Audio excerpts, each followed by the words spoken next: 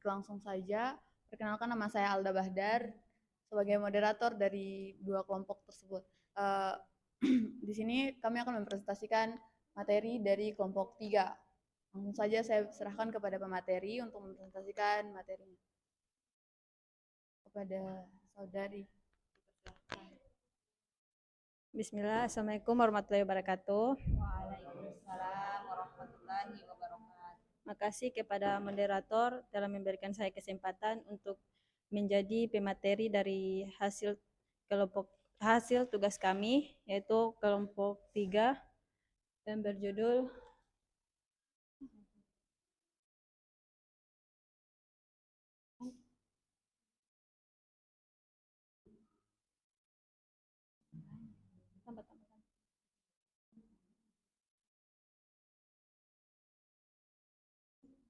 Kami di sini akan membahas tentang pengertian dan syarat pembentukan hasil air tanah.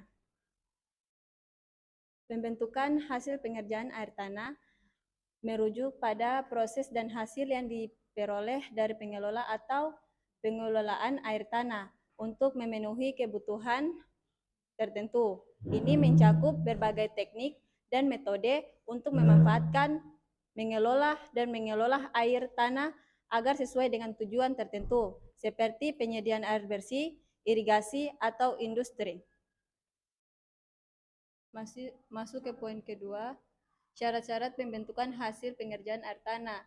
Syarat pembentukan hasil pengerjaan air tanah mencakup beberapa aspek penting untuk memastikan bahwa proses pengelolaan dan manfaat air tanah berlangsung efektif dan menghasilkan output yang sesuai dengan standar.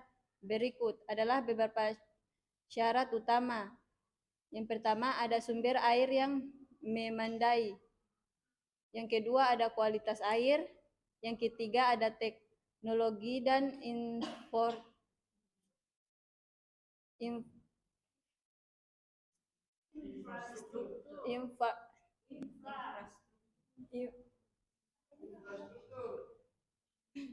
itu sudah.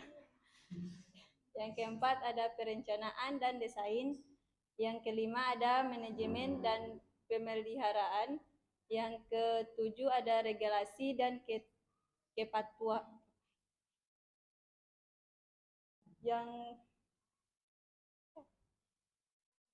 Yang kedelapan, ada analisis dampak lingkungan.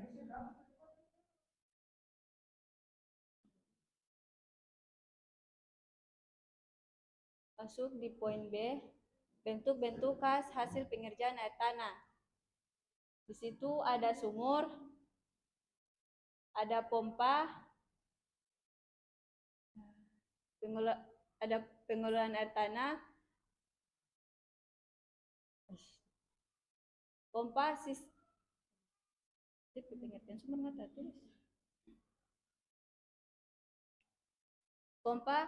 sistem yang digunakan untuk mengalirkan air tanah dari sumur ke permukaan. Pengolahan air tanah, proses untuk menyaring dan memurnikan air tanah agar memenuhi standar kualitas.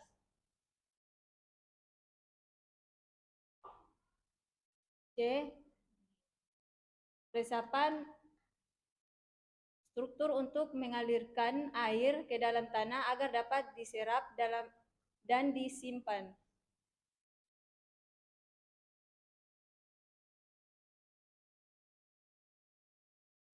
Masuk poin C, siklus morfologi hasil pengerjaan air tanah. Vertikal.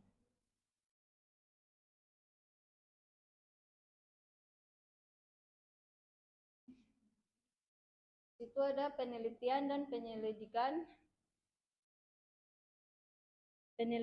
penyelidikan.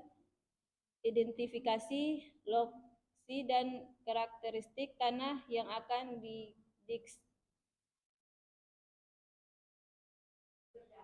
dikerjakan.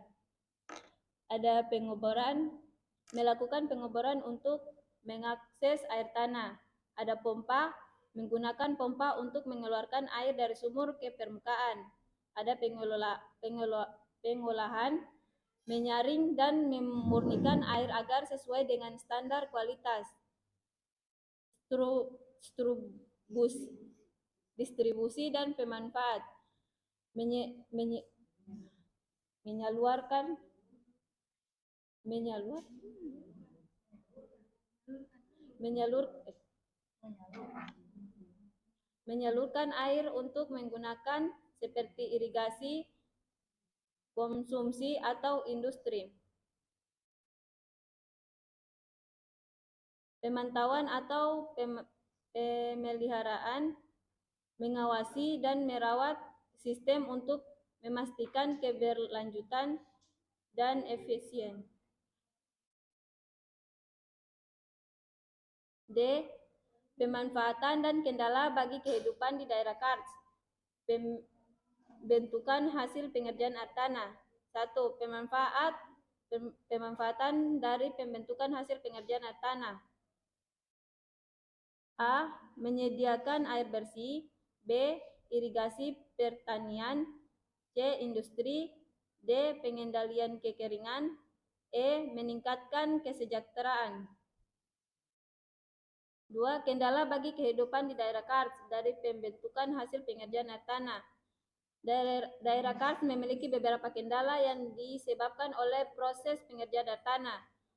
Pertama, ada keterbatasan sumur air. Kedua, ada kerentanan terhadap pencemaran. 3. Ada tanah subur terbatas.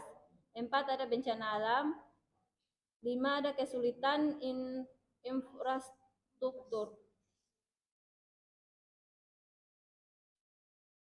Morfologi hasil pengerjaan air tanah di daerah Kars dapat diidentifikasi melalui beberapa bentuk utama.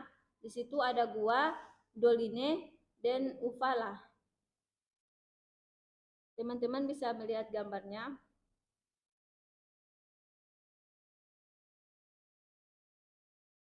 Oke, masuk di F, lembaga kekeringan. Lembang kekeringan. Ada E, karstover. D, sinkhole.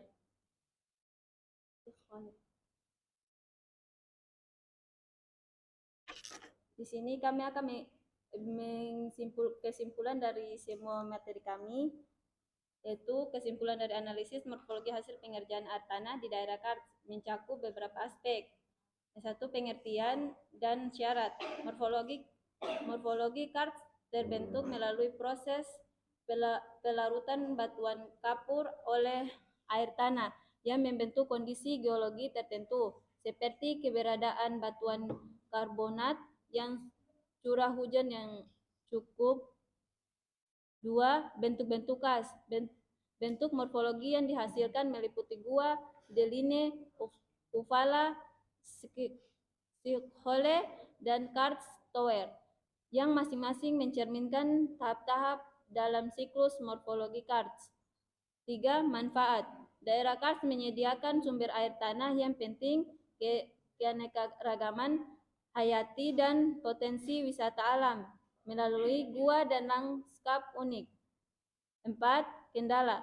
Namun kehidupan di daerah Kars dihadapkan pada tantangan seperti keterbatasan sumber air, kerentanan terhadap pencemaran, kesuburan tanah yang merendah, dan risiko bencana alam.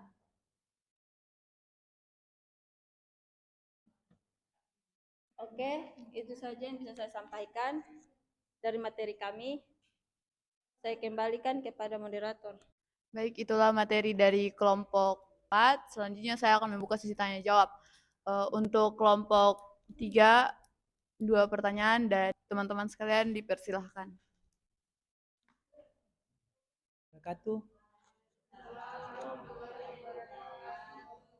Saya akan bertanya kepada kelompok 3 dengan pertanyaan, bagaimana proses pengerjaan air tanah mempengaruhi topografi daerah sekitar.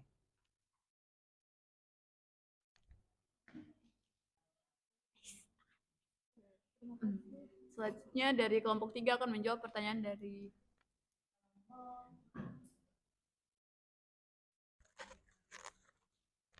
Assalamualaikum warahmatullahi wabarakatuh. Saya akan menjawab pertanyaan dari kelompok 2. Bunyi pertanyaan, bagaimana proses pengerjaan air tanah mempengaruhi topografi daerah sekitar? Proses pengerjaan air tanah seperti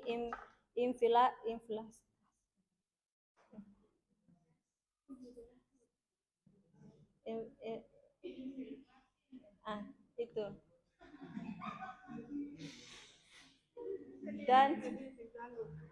dan daerah bawah permukaan dapat mempengaruhi topografi di daerah sekitar dengan membentuk rongga atau gua bawah tanah atau disebut karst, menyebabkan amblasan tanah atau disebut sinkhole dan permukaan kemiringan lereng.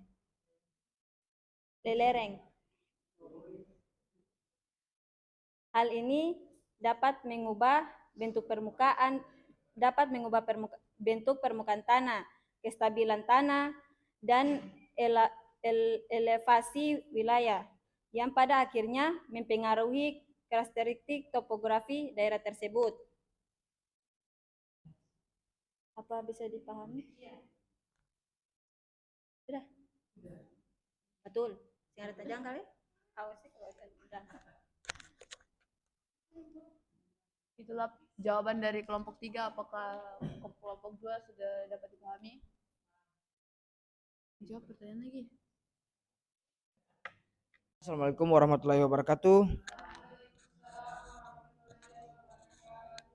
Perkenalkan, nama saya Mursta Bakar, saya perwakilan dari kelompok 5. Tadi mana tuh?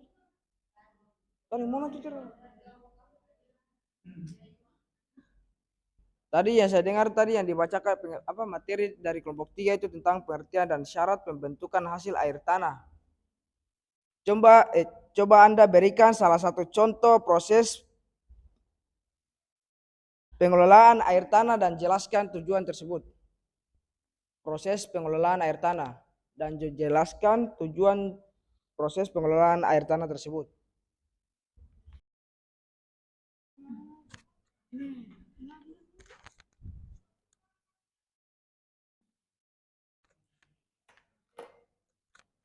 Oke, assalamualaikum warahmatullahi wabarakatuh. Saya Yuli Masangaji akan menjawab pertanyaan dari saudara Mursid. Proses pengolahan air tanah.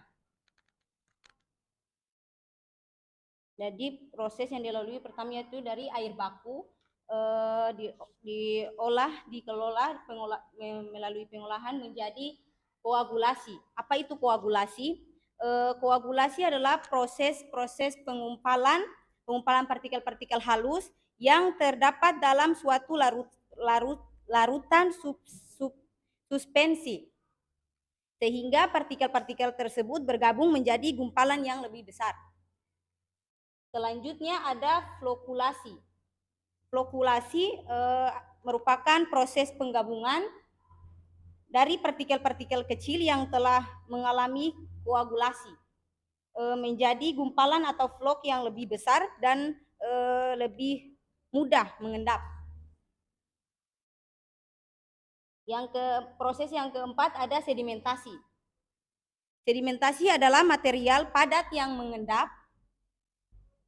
di dasar suatu wadah atau permukaan akibat proses sedimentasi. Yang kelima ada filtrasi. Proses filtrasi ini adalah proses pemisahan partikel-partikel padat dari cairan atau gas dengan cara melewatkan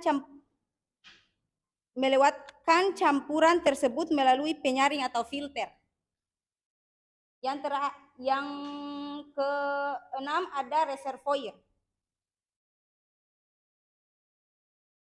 Reservoir adalah wadah atau tempat penyimpanan air yang besar, biasanya digunakan untuk menampung air dalam jumlah yang signifikan untuk sebagai keperluan seperti irigasi, penyediaan air minum, pembangkit listrik, tenaga air atau pengendalian banjir.